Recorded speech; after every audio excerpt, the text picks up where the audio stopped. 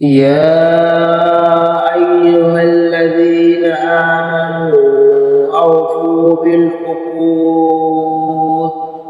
أحلت لكم بهيمة الأنعام إلا ما يتلى عليكم غير محل الصيد وأنتم حرم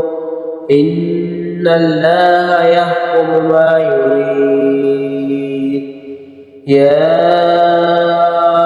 أيها الذين آمنوا لا تحلوا شعائر الله ولا الشهر الحرام ولا الهدي ولا القلائد ولا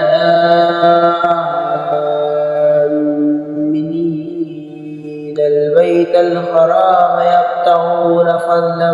من ربهم ورضوانا وإذا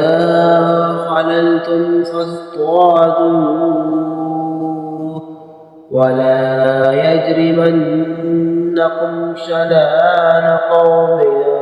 أن صدوكم عن المسجد الحرام أن تعتدوا وتعاونوا على البر والتقوى ولا تعاونوا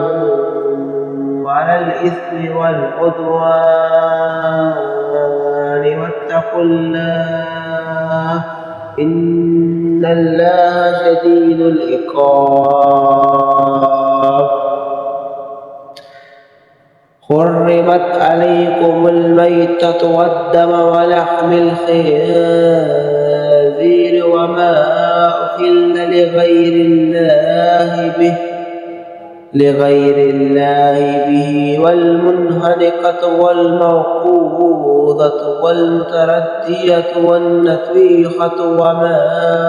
أكل السبع إلا ما ذكيتم وما ذبح على النصب وما تستقيموا بالأزلام وما ذبح على النصب وتستقيموا بالأزلام ذلكم فسق. اليوم يئس الذين كفروا من دينكم فلا تخشوهم واخشون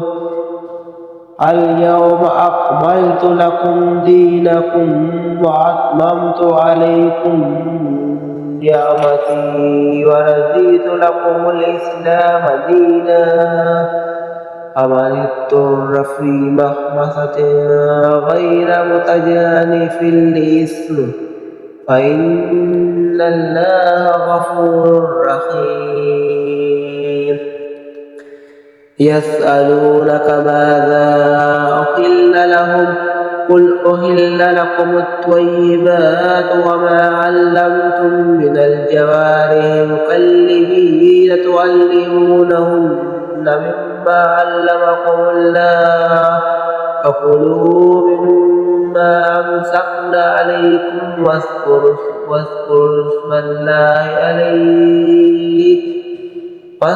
اسم الله عليه واتقوا الله إن الله سريع الحساب.